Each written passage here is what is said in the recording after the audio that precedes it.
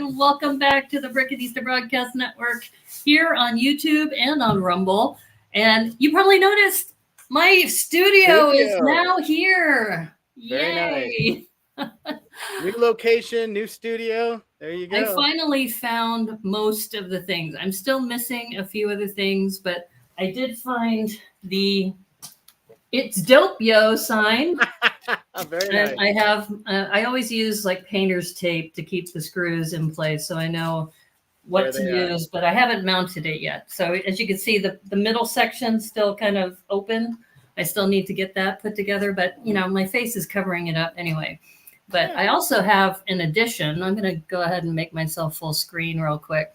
Sure. That I have Batman, as you already know, yep. And then BB-8 up top. And then I've added Scooby-Doo. So I now have this wider area. It is so much fun. I am so excited. Yeah. That's so very good. Scooby was left by himself in like the breakfast nook. So Scooby has been like lonely all by himself. So now he's part of the team. Well, so, my studio hasn't changed much. It's still the same because I didn't move like you, but you know, I've been doing these doors. Oh yeah, the portals. The portals for Bricks Cascade, and this is one of my newer ones I just did this last week. You're just like a portal building machine right now. Jeannie introduced me to it. I saw it at the convention. I said, this is cool. And so I'll post this. Is that like your fourth one that you've done, something like that? I've actually done a few more. I just haven't posted them all. So okay. Stringing it out, stretching it out a little. I was gonna say that you're a maniac, but you don't want people to know just how much of a maniac you are. Yeah, yes. I have a friend, Jordan, who will call me at 11 o'clock at night. Dude, what are you doing? And I'm working on a portal again. And so What fish people? Have you worked on the fish people from the Tim and Tim episode? No, I didn't do any fish people build. Actually, fish people. That's on your agenda. You know that. To make some fish people. That is true. Yes. Well, we missed you last week. How was your Halloween? It was good. The kids made out like bandits. They got a bunch of they got poundage of candy. Oh, so they were good. Probably a little too good. I probably need to go in there and edit some out, and without my son knowing. So. Yeah, just like a little fee, right? Transportation fee. There you go. Take Dad's cut or something like that, and then Right. No. Well, we missed you last week. Grant Fajot filled in Royal Bricks 503, and he was dressed like Woody. I don't know if you saw the review, and I have my witch hat on that I've had on my profile since Barbie Day. That's what happens when you don't have a lot of pink in your wardrobe. But we're super excited because today we're doing LEGOMasters Season 4, Episode 6, the Detective Is It Brick episode. Yep. And we have two very, very special guests who are in the chat. And first of all, please help me welcome. We have Neena. Hey! Aluwalia. Hello, Neena. So good to have you here. Great. And of course, some of you also know Sam.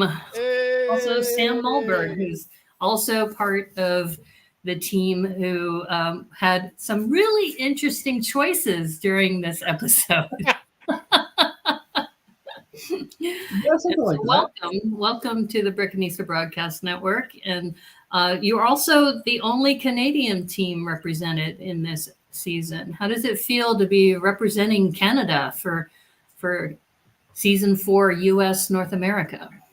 Well, Naomi, it's great to be here. Thanks for having me. And it feels good. The only Canadian team. Clearly, we left a mark. We collectively, as Canada, left a mark on the show last year. All three Canadian teams, top three. So must have learned their lesson and only let one team on this year. So. Right. They're saying, we need to have at least one U.S. team on. So we're guaranteed at least 2 spots, right? Yeah, no, it's great. It's a fun time. I'm really enjoying the season so far. I think this last episode has been my favorite by far. So I'm glad that it turned out like this, and that everybody else seems to really enjoy it as well. And you, Neena, how does it feel to be representing Canada and also one of the only Southeast Asian women represented in the Lego community on this kind of massive international scale? That must be amazing and quite an honor. It has been quite amazing. I've been just enjoying this journey that I took with my son, so it's been fun. We've been just doing pretty good, I'd say, and we're just looking forward to what comes next. Well, you two are absolutely amazing and adorable together. And I had a chance to interview you before the season started. And one of the things you said, Neena, really brought a tear to my eye. And it was so sweet because you were talking about how of all the people your son could have picked to be his partner, that he chose you. And it was just like, oh, that is just so sweet. It was just, it still makes me really kind of emotional. Just that whole, because Sam, you've been in the community for a while, right? Yep. I've had my Flickr account, Lego Flickr account since like 2008, I think. So about 15 years on there. Right. Yeah, I've been building with Lego since long before that too. So, it's. I heard on Old Gray Bricks, you said you've never had a dark age. So never had a dark age. Pretty much continuous since you were what, 3? Yeah, thereabout. Wow. Yeah. And you owe it all to your mom, right? Yeah. I mean, yeah, she was buying the bricks for quite a while. And then I got my own job and learned that, hey, I can use my disposable income for more Legos. So that's pretty sweet. Yeah. I'd say good job, Mom, for if you kept keeping through Legos, they'll then have no dark period whatsoever. That's good. Well, you got to admit that one little banter scene you had with Will Arnett when he asked, "Oh, so did your son get you into Lego?" And you said, "No, no, that was me." Yes.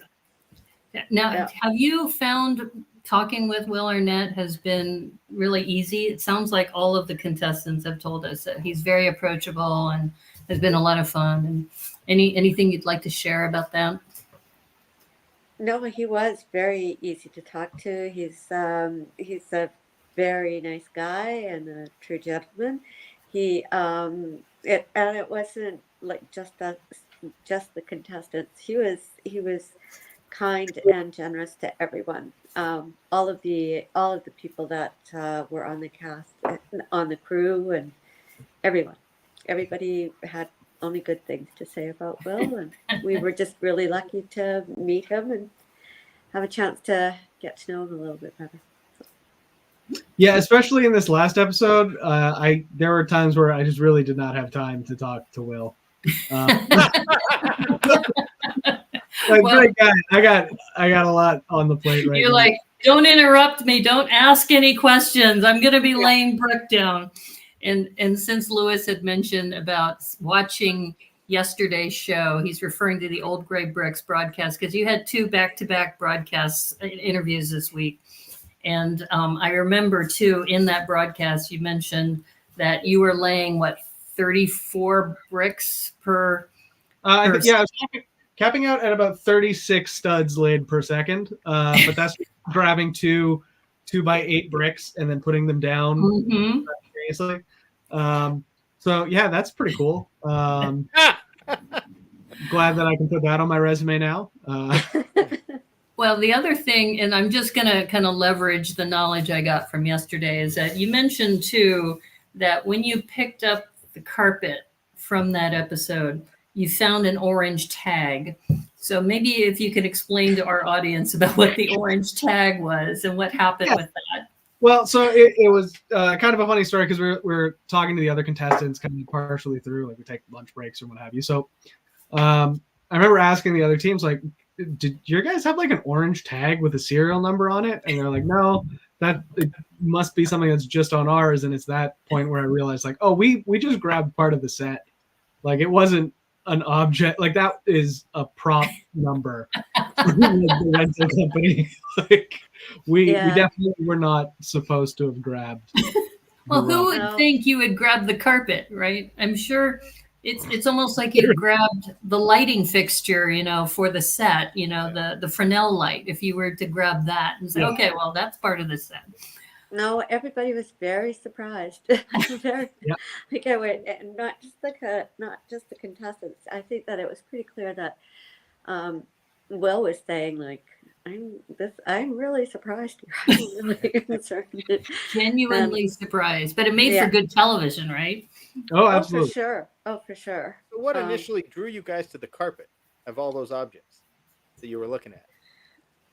I think the fact that it was just an absolutely insane decision. Well, I was thinking about it in terms of the design itself and how it might be easy to do that with Lego, because we had done things like that before, and so it was the design that drew me to it, and I don't know if you noticed, but there was this one time where I was just kind of walking and looking down at the floor. What we were doing at that point, what I was doing at that point, was using my feet to kind of measure out how long it was, right? Mm-hmm. Well, so I said, okay, my feet it's about a foot, so let me just measure this out. And it's just like, there was. We used somebody else's foot. I don't know what it was, but we totally miscalculated. It was a gross mismeasurement because my shoes are about a foot long, and then it, give or take, but whatever, you can kind of measure. And then I made the miscalculation of thinking a 32 by 32 base plate is 1 foot by 1 foot. And when you think about that for the 5 minutes that you have, it kind of makes sense. And then you realize, no, it's definitely 10 by 10 inches. So that rounding error kind of cascaded a little bit. So we were like, it's going to be about 99 base plates. And it's like, no, it's actually going to be about 124, whatever we decided it was. Like, I could crunch the numbers on it again, but it was probably a mathematically impossible size to do. But there's that scene where you're like throwing base plates down on the floor, and you can see them kind of scatter around, and you're just like, at that moment, I think you grab your head, and it was like, oh no, what happened here?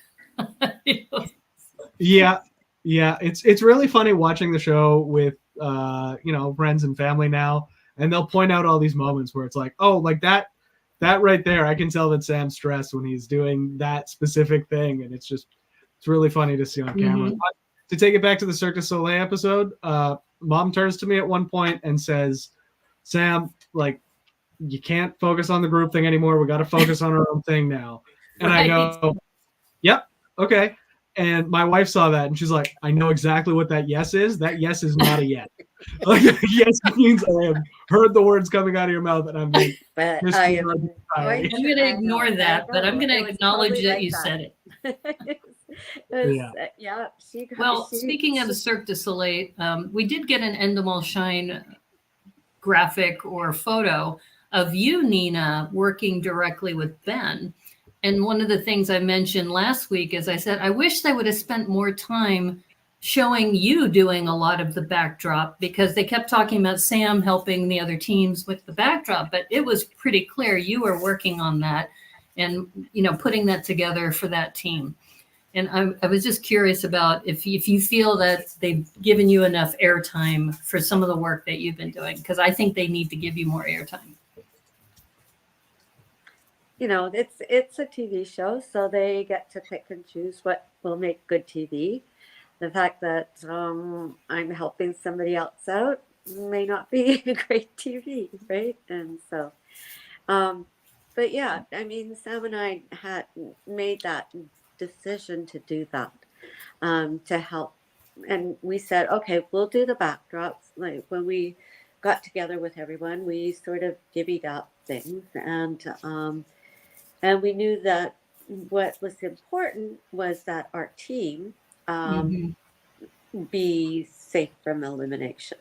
Like we were really hoping for that. And then And then it got to the point when I did say to Sam, okay, you've got to stop helping other people. It was like, I think an hour left and we Right. had nothing on for our own little set. And we had been looking around others, like the other teams, right? And we're like, at that point, we're thinking, oops, like we better make sure that we've got something to show for our set as well. Like we were very happy with how everything turned out, and we were very happy with what we did for the backdrops and worked on it. Like people were for our set, we had kind of figured out what we were going to do. It took a little bit longer than we expected it would, so that was for me. Yeah, just quite a bit longer, right? Wow. Well, we do have a little slideshow to share with everybody about the builds, and this will be very similar to what you did yesterday, but we have a couple extra slides too, because the very beginning was interesting with Will and the whole voiceover bit. And I'm not sure if you have one of these too, but I'll just mention it now, that Jamie took a much bigger role in this particular episode than he really has in some of the other ones, which I thought was really interesting. And I was just kind of curious about your thoughts on that. Yeah, I guess so. When you're there filming it, it's hard to say that like one judge or whoever has had more of a presence in the episode, because like I don't know, I'm filming something 20 feet away from them. Right. So in my mind, when I kind of think back on the experience, it's like, yeah, no, everybody was there and everybody did the thing. So just kind of like getting down to the granular like seconds of airtime is never really about. But yeah, I suppose it is very true. I think the time call thing was really funny. I was glad that he got that. Yeah, the time call was absolutely hilarious. And I was curious if you knew about the flamingo that shows up on his lapel, because they talked about it on Old Gray Bricks. And I looked it up. Okay. There is a flamingo detective cartoon somewhere. And I think that's what it's referring to, but I'm not sure. I'm just saying, just from my little, searches on Google, is that flamingo and detective. And there actually is a flamingo detective like cartoon series. Okay. I buy it. Yeah, sure. I thought it was just a fun pin. He's a pretty fly guy, but he's very intentional. As a designer. So he definitely chose that flamingo. We'll have to see if we can ever get him on the show and find out. Perfect. All right. Well, as we know, we started the show, and I think that first announcement was that Poppy and Ben, due to illness, won't be continuing on. And so we are here with these final 7 teams. And we jump right in. I'll let Naomi do the brief. We got this idea from Patrick and Carrie when we interviewed them from season 3. And Patrick said, I would like a little card that just says what we're supposed to do. So we've done this for every episode. And in this particular one, it's essentially similar to the dog show episode. It's a sculpting challenge where you have to pick an item from the detective office, which was the backdrop and the whole shtick at the very beginning, and that you need to do it 1-to-1 scale, very similar to what they said with the dog episode, and that you're going to be judged on the difficulty to reproduce it and the realism behind it, and that the special guest judge is going to pick which ones are real and which ones are made of bricks, which was also a little bit of anticipation about who is this special guest going to be. You had 10 hours to do it. So here's that view of the office. So I know what you guys ultimately picked, but when you first walked in, were there other items that you guys considered looking at or reproducing? Okay, so it is funny. We filmed this episode in the springtime. And we filmed it, and then I think just after we filmed this episode, we saw the trailer for the Australia version. On Australia, they did this exact same challenge. And I think that we said, I'd like to try out the fan. Maybe the fan would have been an interesting thing to go for. And I think someone tried the fan in Australia, and I don't for them. But so I'm glad we didn't do that, because then we would have definitely been accused of copying the Australian version of the show. I think that was the other thing that really jumped out to us, kind of going into it. Gotcha. Yeah, I just didn't know if you gravitated for certain things and considered, because it was really hard to tell what you were looking at, because they kind of cut back and forth between teams and who was selecting what. The rug was pretty high on our short list, though, so that was one of the first things that we gravitated towards for sure. All right. And Lewis says that we saw the trailer right in the middle of the build. Yeah, that's true. That's true. Well, the other little bit of tidbit, since we have this showing, is that the lamp that you see in the upper left, I just had a chat, with Ben and Poppy, and they said if they were on the show, that is what they would have chosen. Is that he was really hoping for using translucent bricks and the lighting fixture, that would have been cool to be able to put light behind it. So that's what he said. And then Aubrey and Ryan also mentioned if they didn't get the television, they were considering the safe. Now, I don't really see the safe in this photo. It might be on the far right. I think it's kind of, it would be like to stage right of the chair. Okay. So like of the red chair, rather. So you can't see it there. Right. Actually, or no, I could be completely wrong. It could be. Anyway. I'm not even sure if the television is even in this shot, because I think it's also far right too. That's off, yeah. Yeah. But I think that's interesting, is that the choices are also based on where the eye is going to go. And I think some of the teams were very strategic about that as well when they were picking their choices. And in the end, your carpet was an excellent choice too. Right. Well, honestly, it was. I was surprised that that it wasn't picked, because it was shiny.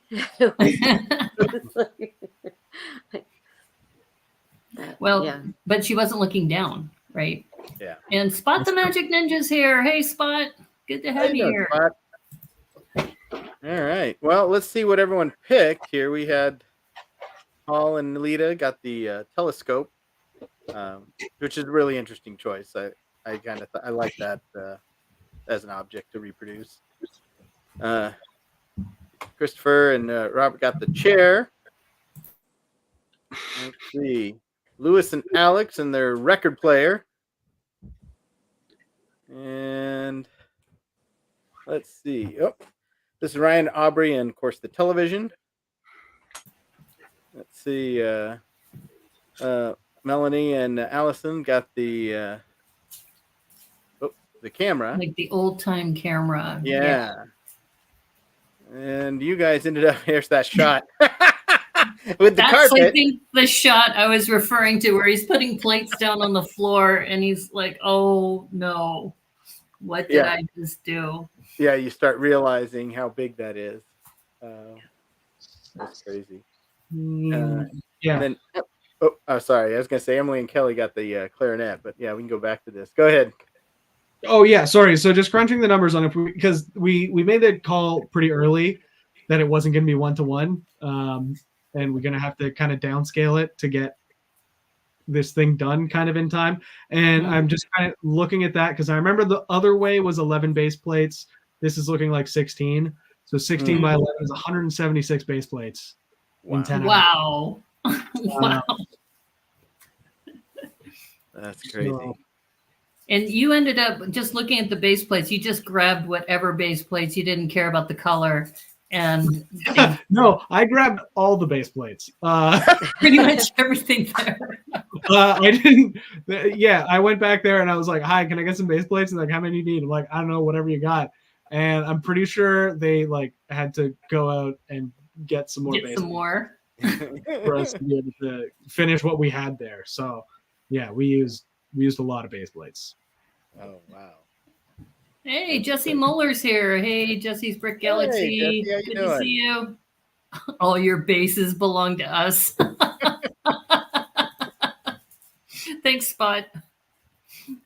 And Lewis has a question. Sam, did you confirm that they were even going to have that many base plates before picking the rug? Lewis, Oh, you know me. on. You know me, Lewis, Lewis. like, do we I'm not a ever smart enough hear- guy to think about something like that. No. No. Well, just carrying the rug between the two of you, the weight of that rug, when you were carrying it off, even at that moment, were you thinking, what are we thinking at this point? This thing is heavy. What, what were you thinking when that moment? Yeah, I wasn't at that point because I've carried, well, we have rugs that big and moved them around. So yeah. Yeah, no, I think at that point I was just kind of like, ha, ha, ha, yeah, like just no thought, head empty. Let's build a rug. So that was my process at the time. So on the episode, they kind of played up Christopher talking and kind of baiting you. How much did that really play into that decision? Did it kind of solidify saying yes, let's do the rug? I don't know. I really hesitate to say that Christopher baited us at all. Yeah, they play it that way. I think that was some fun editing, but what I did, I think that he tried to bait us. I think that it was something that we were going to be doing anyways. I think that we were able to bait him into picking something equally untenable with no insurance policy. Because we were able to do this knowing that we have the golden brick if things go sideways. And Chris and Rob picked a chair. And if they messed that one up,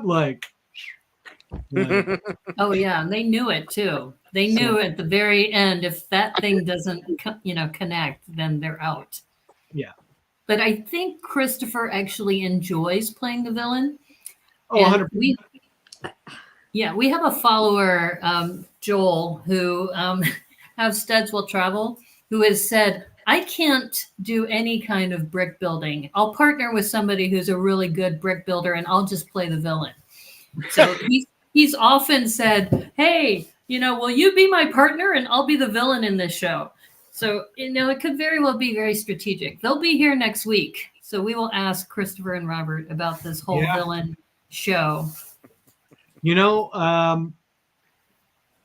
Well, okay. I'll talk smack to him in the chat next week. Yeah, please. Or give us a quote now, and we'll say, last week. I was gonna say something nice to him, but now that I know that he'll be on, I can't do that. He's gonna be on next week. Yeah. No, I was gonna say Chris has the horrible fortune of being both like an excellent villain and a very good Lego builder. So, darn, he's got the best of both worlds there. So, and he's a good orator too. And yes.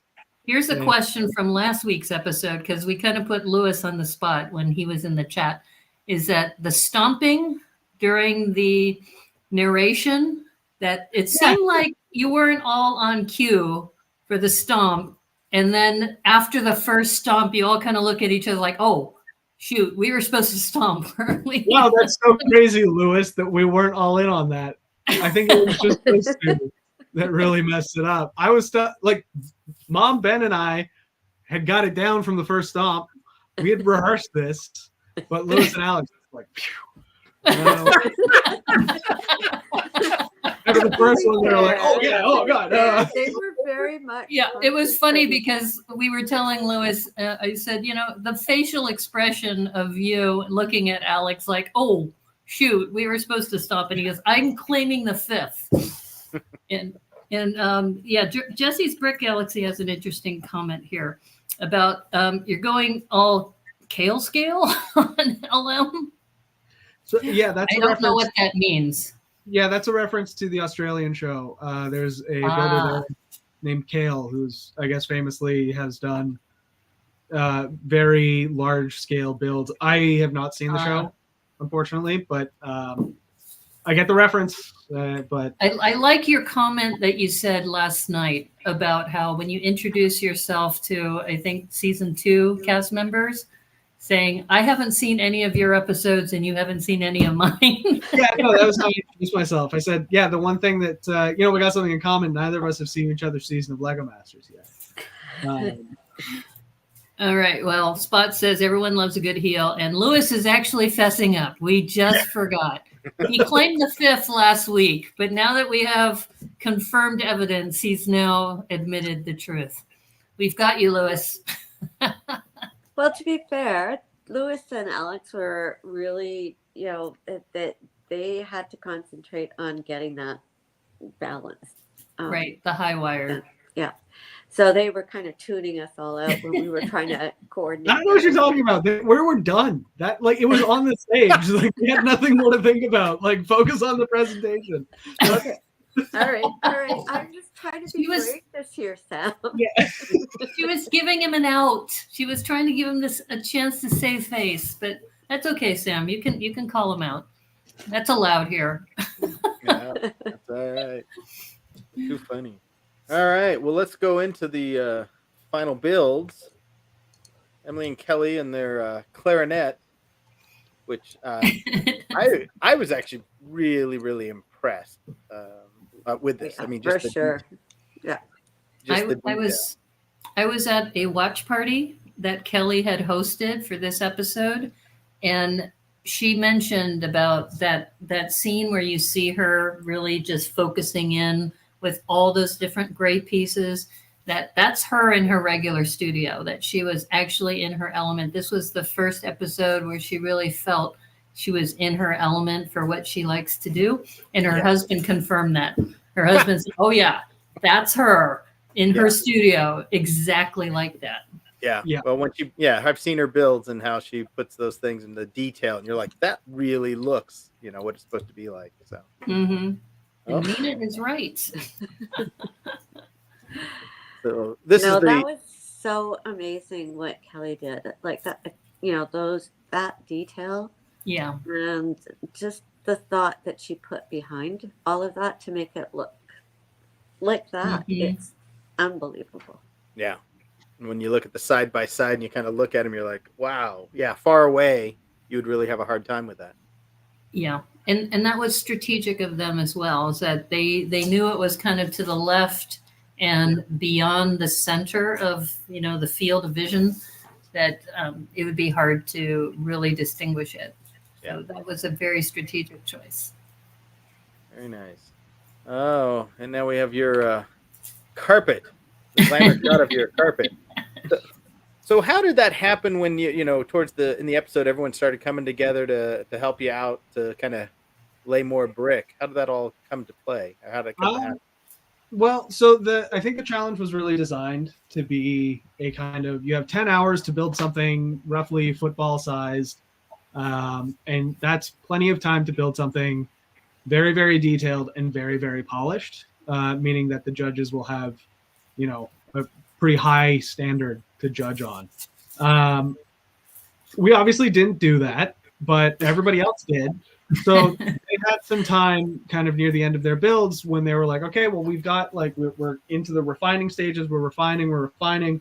And, we have a bit of extra time that they were able to come and help us out.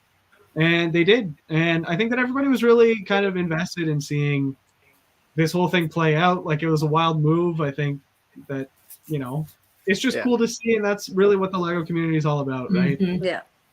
Absolutely.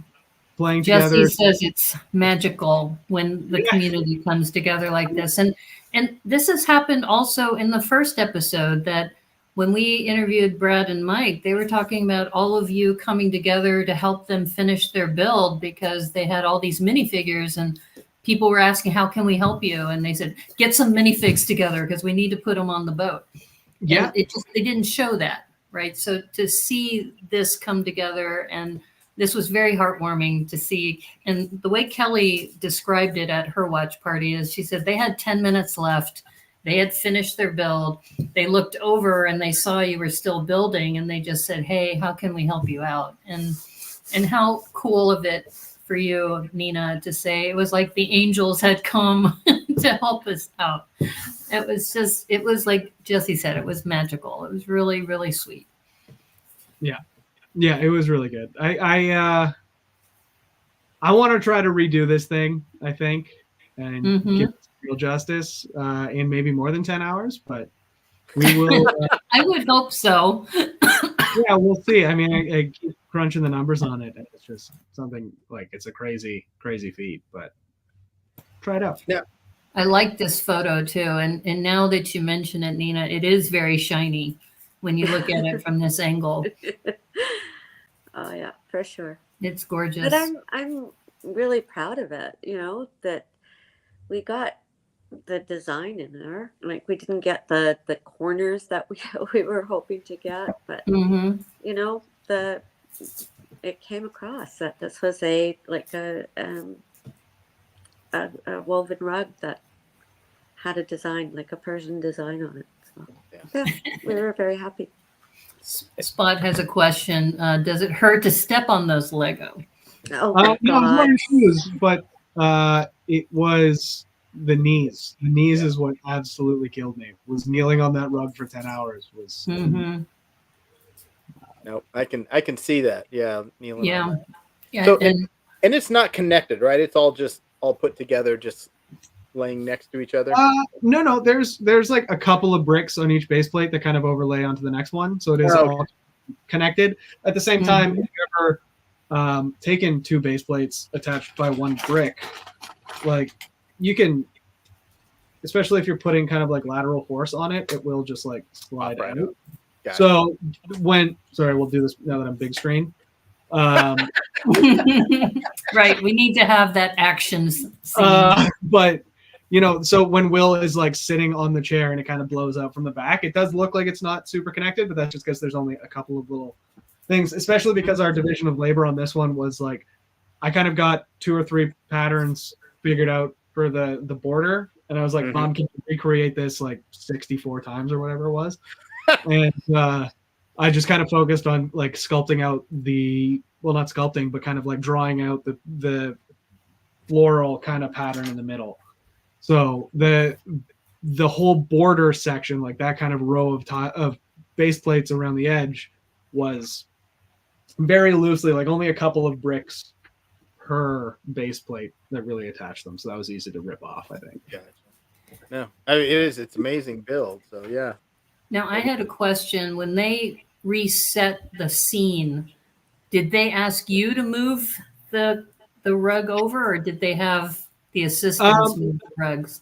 They had about an army of PAs come out, and they took out some ram board, which is like that cardboard on a roll, and they had a couple of sheets of that taped together that they kind of slid under, and I was there to kind of help and guide a little bit, but the kind of thing is like if I'm touching it and I'm breaking it, like that's my problem. If they're touching it and it's not on camera, it sounds like their problem. So I was able to just kind of guide and help them out and over. I was wondering about, in the other episodes, they show you moving your tables together or, moving your mock in place. But in this particular episode, they didn't actually show that. So I thought I was just curious. So it sounded like they staged everybody's, not just yours. Is that right?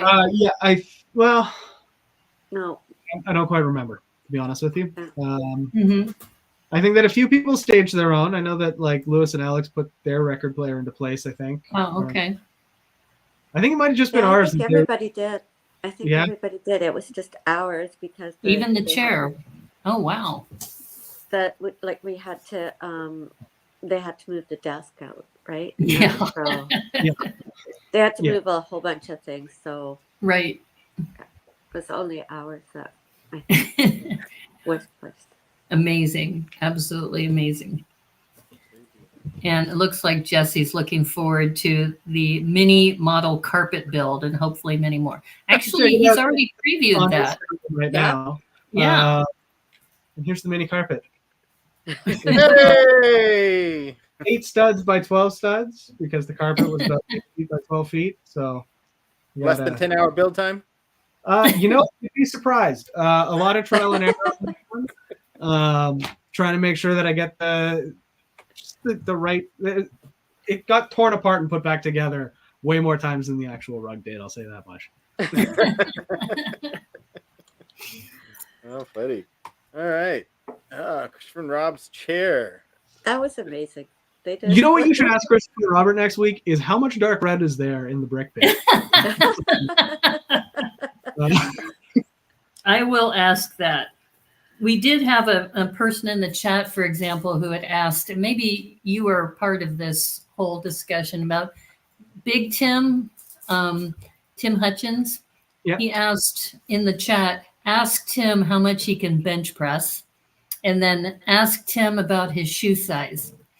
And apparently there was some gag about the shoes too that was going on. Yeah. So did you get the inside joke on that one? Yeah, Tim had mentioned, I think it was Jordan, I think, who has like similar shoes, or somebody else on the cast had similar shoes to him, and they switched the shoes. Yeah. And he was very confused because he said, how come my shoes are so tight? And I'm not going to be able to do this episode. It was Alex, actually. Alex had the exact same shoes. Oh, it was Alex. Yeah, and so they just passed Tank they just kind of put Alex's shoes where Tim's shoes should be, and he goes, put them on. He's like, what the heck's going on here? That's hilarious. Yeah, it was a good one. Yeah, so we do take notes. So if you have some questions we want to ask, Christopher and Robert next week. There's Lewis in the chat. Yeah. Yeah. Lewis knows. It was me. Oh, it was your shoes. Okay, not Alex's shoes. No, it was Lewis. Wasn't it Alex's shoes? And like Lewis masterminded the thing, I think. Oh, Lewis was the mastermind. Okay. That's interesting. Yeah, we'll ask totally how much dark red is in the brick pit. Yeah. If they had dark red, that would have been great. That would have been a real nice match. Or brown. They could have gone with brown, too. Yeah. I mean, brown has quite a few slopes, Yeah. It's a lot of basic brick. And, I give a lot of credit to Lewis's shoes. It was Lewis's shoes. Okay. Yeah, no, there's a lot of like good brick sculpting on there. I think that this team can do very well. So good on them. Oh, absolutely. Yeah. And I think you mentioned in Old Gray Bricks chat that Robert just put that back of the seat together extremely fast. Yeah, no, they had no back of the chair, and Rob was just like going crazy and got it done in about 5 minutes right by the end of the challenge. And wow. Got there. Yeah. Chris was spending a lot of time on the finer details of the feet and all that. And Rob and he threw his jacket off too during this episode. Absolutely. Yeah. And the primordial scream at the end where he kind of jumps up and slams his chest. I don't know if you got that picture in there, but yeah. Beautiful moment from Chris. That was an interesting moment. What is it from Star Trek, that scream that they do? Is it? Oh yeah, the famous movie Scream. Yeah. When they're mourning, I'm trying to remember the Klingons, right? When the Klingons mourn, they scream up in the air, right? Yeah. My little bit of tricky knowledge. And the well-deserved winner of this challenge over here. Yeah, oh my gosh. Look at that. That phenomenal. Was amazing. Yeah. No, it's really, really beautiful build, and I like the Spot is correcting me. The helm scream. Oh, there you go. Yeah, so Paul and Nolita were right across the way from us while we were building ours. I looked up a few times and lost track of which telescope was which. Oh, yeah. Wow. So it's a fantastic recreation. Especially like when I was just looking at it from 30 feet away, and I wasn't really paying attention at the beginning, like what color of gray the real one was. So I was like, oh, I guess they went for a more greener hue. What color is that? And then I realized that, oh no, the one that I thought was the real telescope is made out of Lego.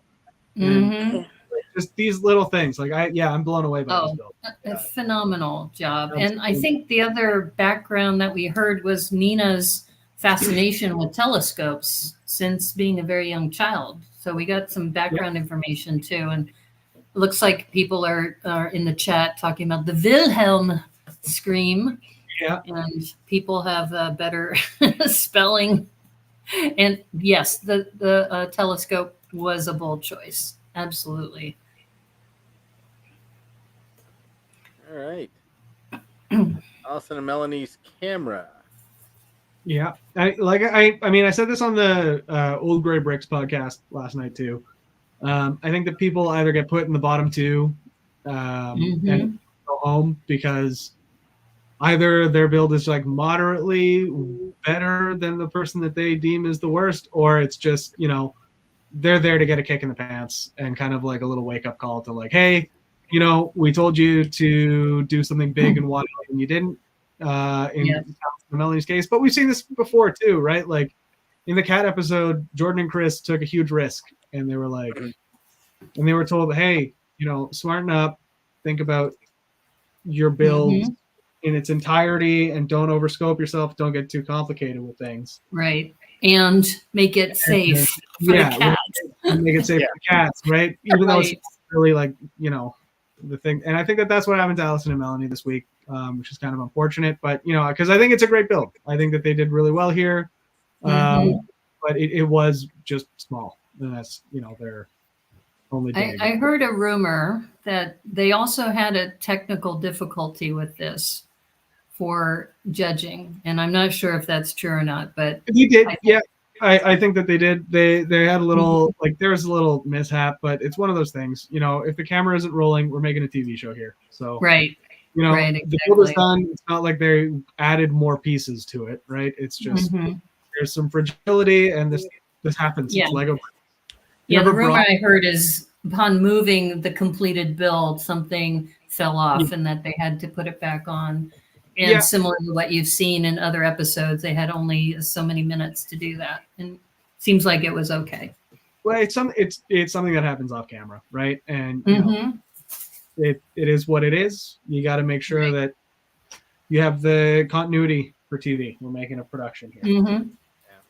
But it might also explain for some people who are watching the show why they were chosen in the bottom two as well, because it wasn't seen in the editing. I would disagree with that. I don't think I don't think that they're because it wasn't seen in the editing. That's one thing, but you know, like I think about in season 3 where there was the dog that fell apart. Backstage. Oh yeah, the dachshund. Yeah. If there wasn't a camera on them at that moment when that dog fell apart, I don't think we'd ever know that that dog fell apart. Right. You know, if this happened while they were transporting their build from the table to the podium for judging, so this is not. It wasn't prime film time.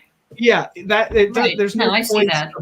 There's no points about stability. There's points about does it look like the object, and did you go all out to build something crazy, or like did you push your limits, right? And I don't think that that's where they met the judging criteria, and I think that they went too small. I think that they had Ryan and Aubrey's, unfortunately, was the one that was going to be going home regardless, and I think that they had a choice of who are they going to put in the bottom two. Is it a team like Allison and Melanie that need a little kind of push in the right direction, or is it like I think Chris and Rob are the other kind of more obvious choice to be in the bottom two, but Chris and Rob they went pretty big. They did something ambitious, and they were able to pull it off. Was it a really good replication of the chair? No, but like it was. He even said it too. Yeah, right. Stacy will absolutely pick this chair. This is the thing. If we didn't use the golden brick, we did something stupid. So that was points towards us, but it was not 1-to-1 scale, and it did not have the same level of detail. So like this was a bad build by the criteria of this challenge, right? Allison and Melanie's wasn't, and I don't think that the stability of their model was anything to really be concerned about. Gotcha. Well, thanks for clarifying that. Yeah. It's good to see that. You did mention on Old Gray Bricks that one of these days you're going to do an episode about why the two teams are in the bottom two. I feel like I could do a pretty good justification. Like I said, I don't think I said last night, and I'll say it again. I did not see a single judge call on this season of LEGOMasters that I disagreed with. Right. Yeah. Yeah. And I feel like No, they're good. They're really good. They're pretty talk. Yeah, they're very, very smart people, and they know exactly what they're doing. So, yeah. And there's But, Aubrey. speaking of, here's Ryan. Speaking of the television, there it is. Yeah. I think this is a great build. The back of their TV was fantastic, and it was very. They had this like lovely power cord that was kind of wrapped around. Yeah. Well done. They got like the venting in the back and everything too, like on those old tube TVs. But yeah, they didn't have enough time. They just missed the mark on that screen. Yeah. I don't know how you would bulge that screen and make it, curve. My thought that I kept thinking about was just like, those like that like 1x4 bow. Yeah. The big long ones that are like the baby bow, but like in a 1x4. Like this guy. I think that this guy in a 1x4. Yeah. Curves. Those sloping and kind of giving yourself some kind of curve, even if you're only doing it from the sides. But I was talking to Ryan about that at the time, and I see the issues now that I have more time to look at the thing that he was looking at, where it's like, yeah, I get like that kind of inside curve is the real sticking point. Yeah. I was getting that from like the top and the bottom and both sides, and then how do you get that concave next to that convex screen? It's a really difficult challenge, I think. But yeah, it was a tough one for sure. I think maybe just rotating the screen that they built 90 degrees. Yep, 90-degree rotation. Hello, Jim S. Welcome to the stream. Right. And I even, when we had the exit interview with Ryan and Aubrey, they had mentioned, or at least Ryan had mentioned, he had like that tunnel vision, that he was so close to it that Aubrey kept saying, it's not quite right. You have to step back. And I can't remember who she said came by. It might have been Lewis or somebody who said, yeah, dude, it's not quite right. But by then, I think he had 30 minutes left, and he just said, I just can't change it at this point. There's too many things he'd have to change to get it in the right orientation. In this show, it's, you have one bad day, and that'll be the one that gets you. Yeah. And Lewis brings up this point, too, that even if they hadn't curved it but gotten the dimensions right, they wouldn't have gone home. Yeah.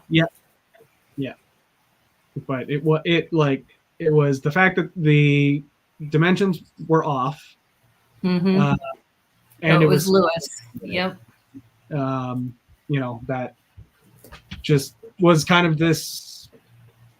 Yeah. And that's like you're trying to help, but then it's like, I can't do anything at this point, right? Like that's the thing. You're always trying to help out your fellow builders. You want everybody to want to beat you on your merits, not on your mistakes. And it's at a certain point, like I can't build it for you though. So I can't shot call your build. Right. It is what it is. It's still an amazing attempt, though. Yeah. I mean, just if you look at the dials and, like you said, the back. I wish they had some more shots at the back side by side too. Yeah, because it really that went was into detail. Yeah. All right. And speaking of Lewis and Alex. And they're. I love this. Just look at that. I mean, I think the judges said it that aside from the record on there, it was like, it's just so amazing. They did it really well. They did this really nicely. Look very sharp. Yeah. Yeah, I loved too that the color palette is spot on too.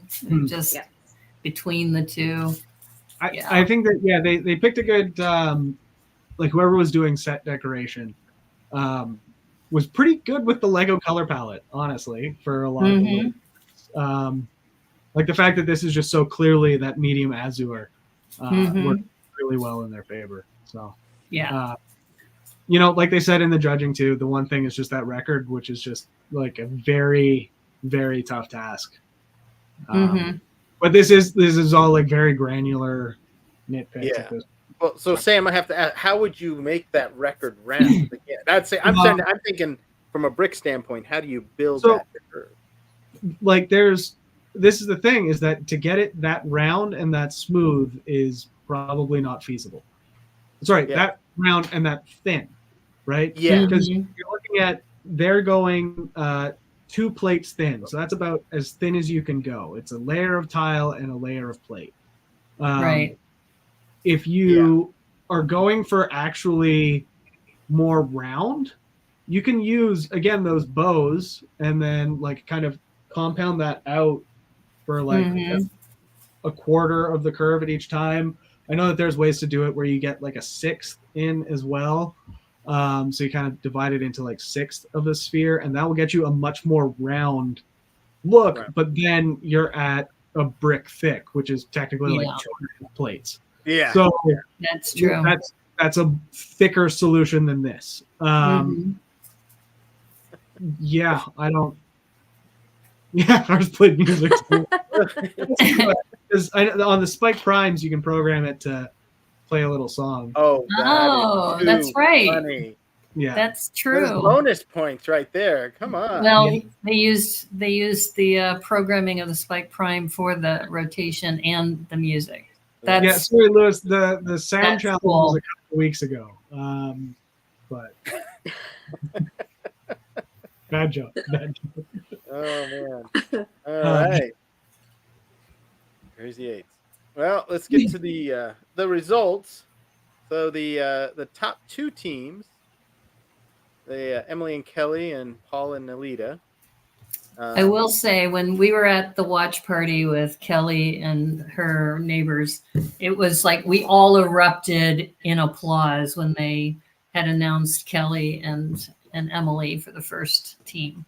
It was just so much fun to have a watch party like that. Yeah. We've been doing watch parties ourselves every week at a local Mhm. restaurant. Oh, And that's cool. it's been a really fun time. Yeah, for sure. Mhm. And then, of course, we know Paul and Nelita took home the win on this one. And Not then only did you take home the win, Paul got to take home a lovely sweater. Yeah. I love that sweater, man. I think it's a great little cardigan, and Paul hates the thing. He kept telling me every time. He's like, "Oh, I can't believe I'm wearing it." I think it's great. I think it's a good sweater. So. Well, they always wore yellow, right? Because they're from Wisconsin, right? They were like the cheese team.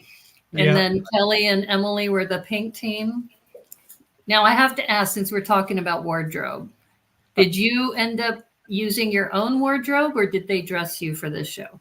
I had a couple of my own pieces, and then a lot they kind of just went with that vibe, and they matched out. So I was very happy with everything. I still wear everything that I wore on the show. So, Yeah, Sam at our watch parties, actually, Sam wears the same outfit that he wore at. Oh, that's cool. Yeah.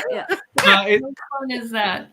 It's also, we're doing it like in a pretty public place, right? Like it's not like a private event or anything, so anybody can kind of show up. So it's really fun when there's like a couple of people that are there that aren't there for the episode, and they'll just be like, "Wait a second, that guy? Hey, Oh. you look like the guy on TV."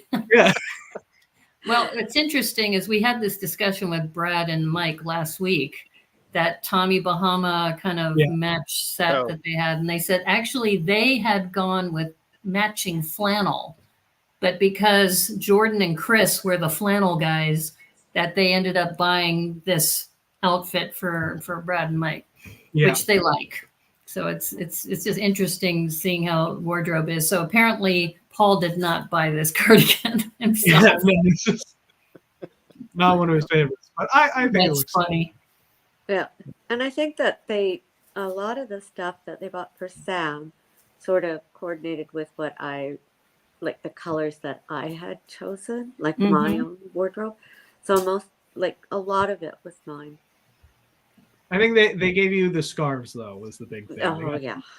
Oh, those scarves are beautiful. I don't know if you like wearing scarves, but I thought they would be. I do, but like not necessarily the ones that they chose for me. Oh. Well, we've seen that. It's funny. We had a couple conversations about wardrobe and for season 3, and Michelle and Tacos, who apparently Michelle was upset because she wore all her own clothes. And so she would go to a convention and people were saying, "Why are you dressed up in costume?" And she goes, "I'm not in costume. This is what I wear." Yeah. And then she said, "I didn't get any free clothes, but apparently Greg and Brendan got the most boring outfits, but they got them all for free." You know, that little long sleeve shirt thing that they had. Yeah. So it's just been interesting to see how the different teams have been, what they've been chosen to wear. And well, we've already had Paul and the lead on the show, but I do want to have Paul back to talk about baby scale.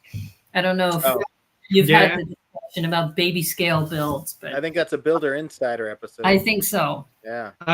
Yeah, he brought at least a portion of it to Bricks in the Six when I saw him last. Mhm. Actually, no, that's not true. I saw him at BrickCon too. But yeah, he was at Bricks in the Six. Brought a portion of his baby scale city. It's great. Mhm. It's a fun little... He's bringing it to Brick World Chicago, he said. Oh, nice. Yeah. So I have a set of Super Baby Justice League characters that I have.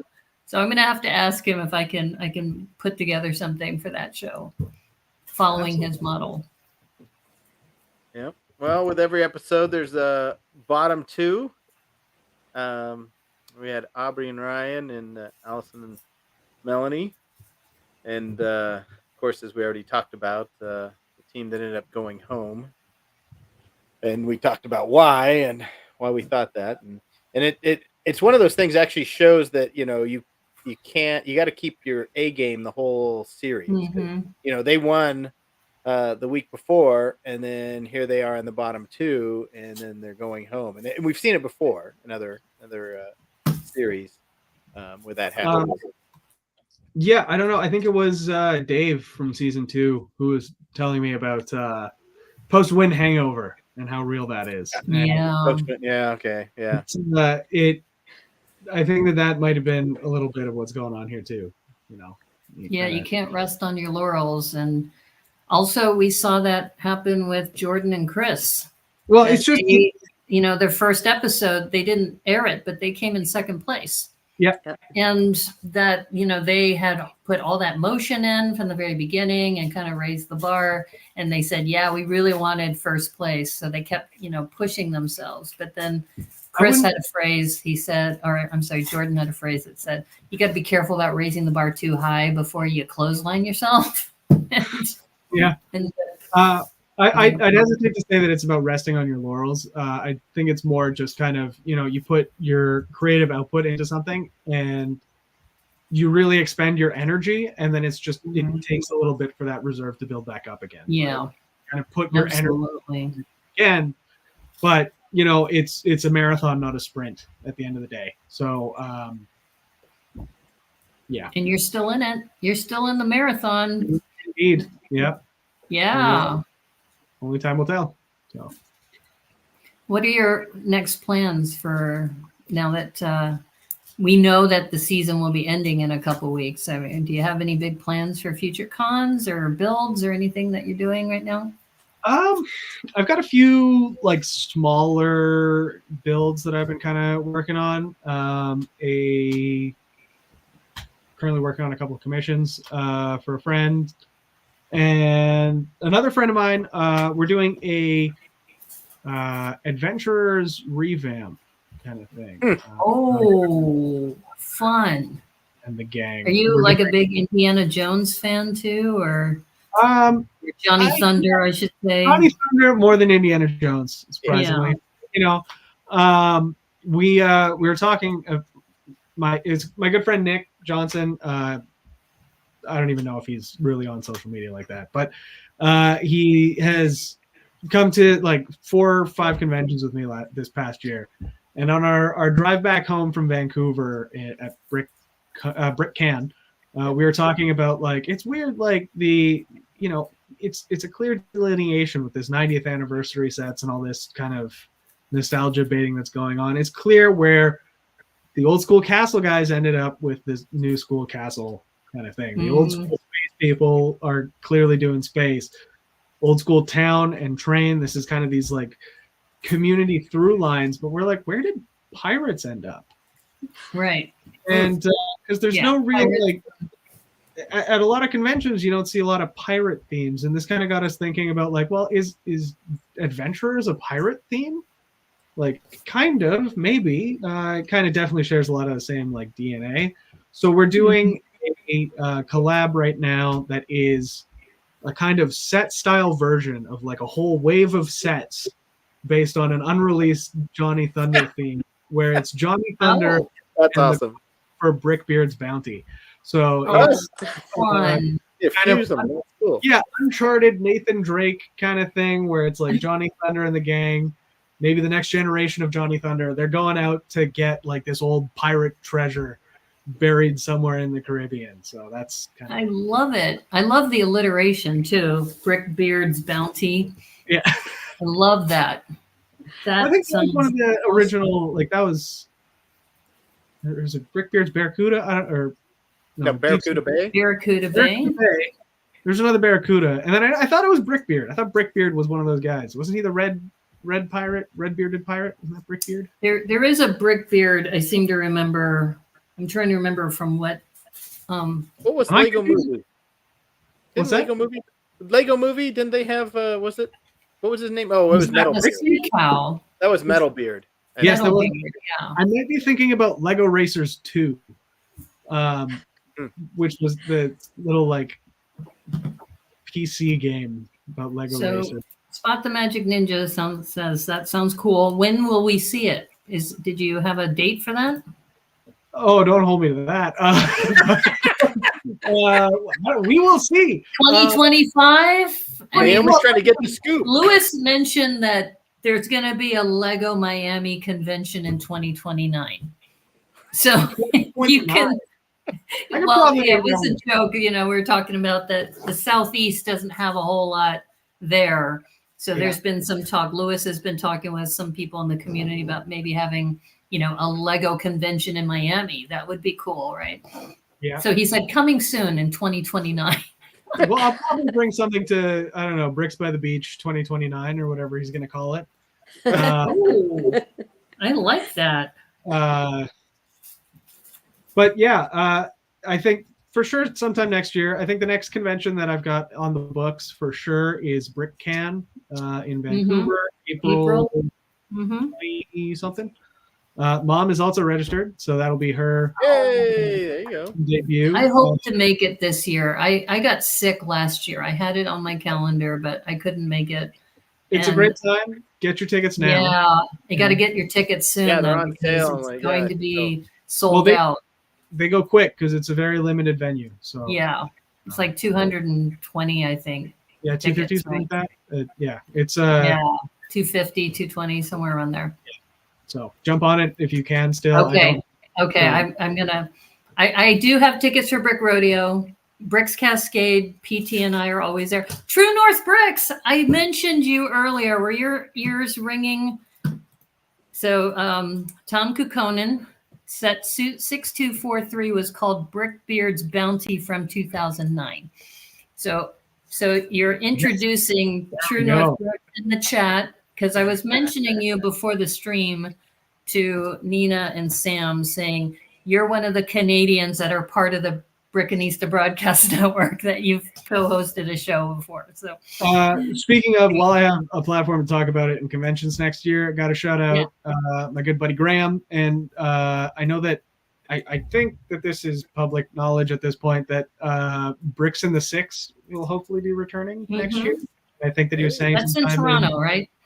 It is. Close to November next year, I think. So I was talking to Simon Liu, which we haven't talked about your little escapade with Simon yet. Simon and Stefan were on our show to talk about the new Hashima that they had in Chicago. And they said they won't be coming back for another at least 5 years, maybe 10 years. But you had mentioned on Old Gray Bricks an interesting story about Simon, which... Well, so I have the depending on who you ask, me or Simon, I might have almost killed Simon one time, but in like the nicest way possible. I was on a trip to Toronto for something non-Lego related, just like a family trip, and I just figured I'd hit up my buddy Simon. So I shoot him a text, and him and the Toralug guys are out at some sci-fi convention called Ad Astra that I don't even know if it's still around anymore. This was in like 2015, 2016 maybe. Wasn't there a movie with Brad Pitt? There was a movie called Ad Astra, yeah. Yeah. I think it just means to the stars, so like that's very. It's a sci-fi name, sure. Anyways, we go out for drinks after the convention, and we go to like a ping pong bar, and we go for more drinks, and one thing leads to another, and it's 3 a.m. and we're on the subway back to. I'm going back to my hotel. Simon's going back to his apartment, and the Toronto subway system is like a U shape with bisects a bunch of these streets, so it bisects Queen twice on either side of the U and King twice on both sides of the U. And so we're coming back down, and I think Simon's like, oh, I get off at Queen or whatever. And I'm like, oh, I'm getting off at King, so that's my stop. So I'll get off here, and I'll see you later, buddy. And he was like just beginning to pass out on the train. And I think that he thought that we were going the opposite way than we were going or something like that. So he like went all the way back to the terminus station and like woke up and was like, oh, I don't know. But I think that's what happened. Regardless, he's kind of razzed me about this for years about how I left on the Toronto. I used to go to the Toronto International Film Festival almost yearly for about 6 to 8 years. Yeah. And I really miss it. I love that city. Toronto is amazing. So to be able to go back to Bricks in the Six, you said in November? I think it's in 2023. I don't know if this is like out there, and if it isn't, or 2024, I should say. Yeah, we'll find out. I think that they're aiming for November of next year, and it's a great time. It's a great convention. It is just outside of Toronto. It's in Mississauga, I think. So it's not like near downtown. The airport. Yeah, but this is better for people coming in. The hotel's cheaper than a hotel downtown Toronto. Less stuff within walking distance, but people have cars, and there's a lot more Torontonians there that are willing to show you around. Great convention, great people. Can't say enough about it. Canadian conventions, come to them all. Definitely need to do that. Yes, and woohoo, Canadian conventions, definitely. And interesting, that's my neck of the woods. Oh, Spot the Magic Ninja. Actually, yeah, he's out of Buffalo. So he does go right across the river, right? Last year I met a few guys from Buffalo at Bricks in the Six. So some good folks over there. Love to see that kind of Great Lakes area for sure. Well, this was great. This was delightful. So great to have you both on the show. So if you're not already following them, you can follow Get Neena on Instagram. So Neena, it was so great to have you here. And Sam is Groovy Bones on Instagram as well. And of course, PT or P.T.McEwen on Instagram. And you're listening to the Brickanista Broadcast Network here on YouTube and on Rumble. Please like and subscribe to the stream. And if you want to, you can also send any kind of snail mail to P.O. Box 87232, Vancouver, Washington, 98687. Any closing remarks that you might have? Mom? Just keep on building. Just keep on building. Well, once again, it was a delight to have you here. And chat, too, thank you for being here. Have a great night, everyone. Thank you, Spot. Hell yeah, Buffalo. And True North Bricks and Jesse's Brick Galaxy, Lewis, everybody who's been in the chat, Jim S., anybody else who may be watching, too, remotely or after the stream, thank you so much. And as they say on the Brickanista Broadcast Network, thank you, and may the clutch be with you. Take care, everybody. Bye. Hey.